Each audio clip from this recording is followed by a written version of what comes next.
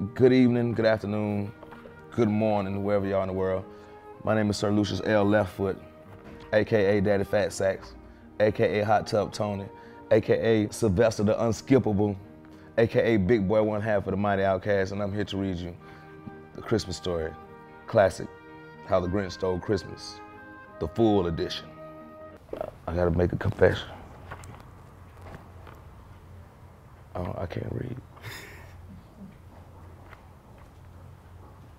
I'm just fucking with you. That should have been the most powerful shit in the world. So every who down in Whoville liked Christmas a lot, but the Grinch who lived just north of Whoville did not. The Grinch hated Christmas the whole Christmas season. Now please don't ask why, no one quite knows the reason.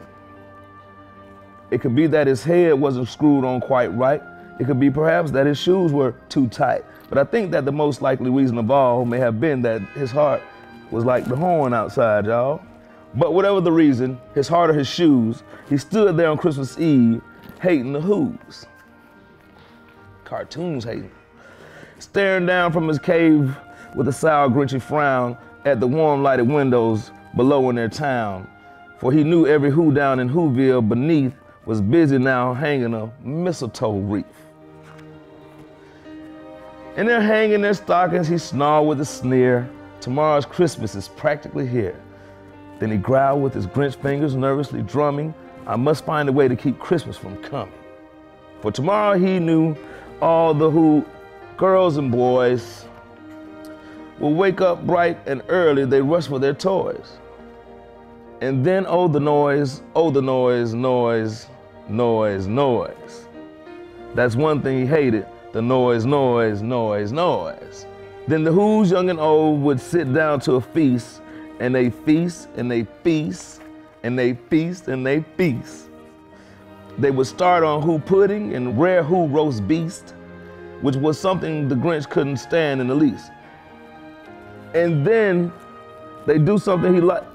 They do something he liked least of all. Every Who down in Whoville, the tall and the small, will stand close, together with Christmas bells ringing.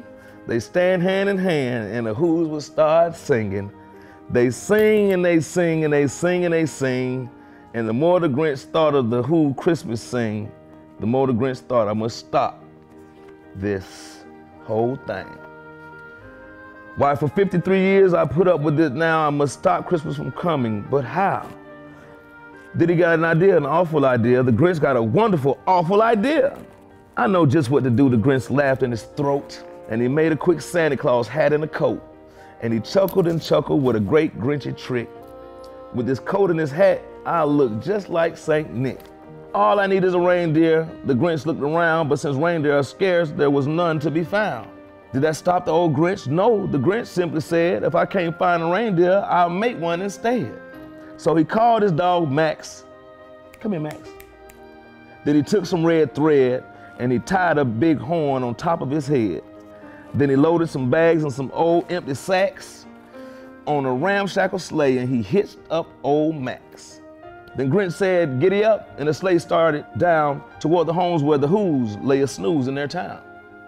All their windows were dark, quiet snow filled the air, and all the Who's were all dreaming sweet dreams without care. When he came to the first house in the square, this stopped number one, the old Grinchy Claus hissed, and he climbed to the roof, empty bags in his fist. Then he slid down the chimney a rather tight pinch. But if Santa could do it, then so could the Grinch. He got stuck only once for a moment or two, then he stuck his head out of the fireplace flue. Where the little Who stockings all hung in a row, these stockings, he grinned, are the first things to go. Then he slithered and slunk, a smile most unpleasant around the whole room, and he took every fucking present. Pop guns and bicycles, roller skates, drums, checkerboards, tricycles, popcorn and plums. He stuffed them in the bags, then the Grinch very nimbly stuffed all the bags one by one up the chimney. Then he slunk to the icebox, he took the Who's feast, he took the Who pudding, he took the roast beast. He cleaned out the icebox as quick as a flash, while that Grinch even took the last can of Who hash. Damn, they had hash. Then he stuffed all the food up the chimney with glee, and now grinned the Grinch, I will stuff up the tree. And the Grinch grabbed the tree and he started to shove when he heard a small sound like the coo of a dove. He turned around fast and he saw small little Cindy Lou who was not more than 2. The Grinch had been caught by this little daughter who's got out of bed for a cup of cold water. She stared at the Grinch and said, "Santa Claus, why are you taking our Christmas tree? Why?" But you know that old Grinch was so smart and so slick, he thought up a lie and he thought it up real quick. "Why, my sweet little tot, the fake Santa Claus lied. There's a light on this tree that won't light on one side." Pimpin'. "So I'm taking it home to my workshop, my dear. I'll fix it up there, then I'll bring it back here." Phil fooled the child. Then he patted her head and he got her a drink and he sent her ass to bed. And when Cindy Lou, who went to bed with her cup, he went to the chimney and stuffed the tree up. The last thing he took was the long log for the fire. Then he went up the chimney himself, the old liar.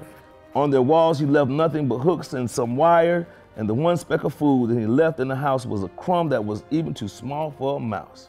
He did the same thing to the other Who houses, leaving crumbs much too small for the other Who's mouses. It was 1/4 dawn, all the Who's still abed, all the Who's still a snooze when he packed up his sled. Packed it up with their presents, the ribbons, the wrappings, the tags, and the tinsel, the trimmings, the trappings.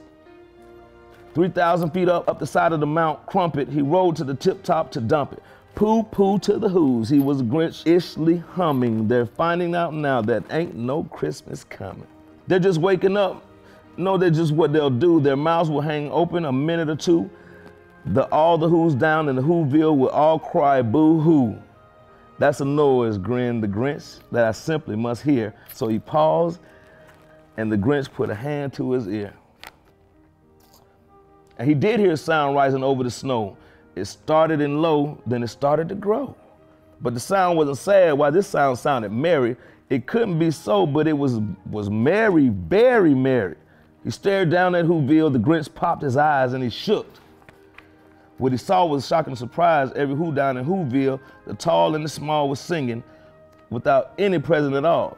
He hadn't stopped Christmas from coming. It came somehow or other. It came just the same. And the Grinch, with his Grinch feet ice cold in the snow, stood puzzling and puzzling. How could it be so? It came without ribbons.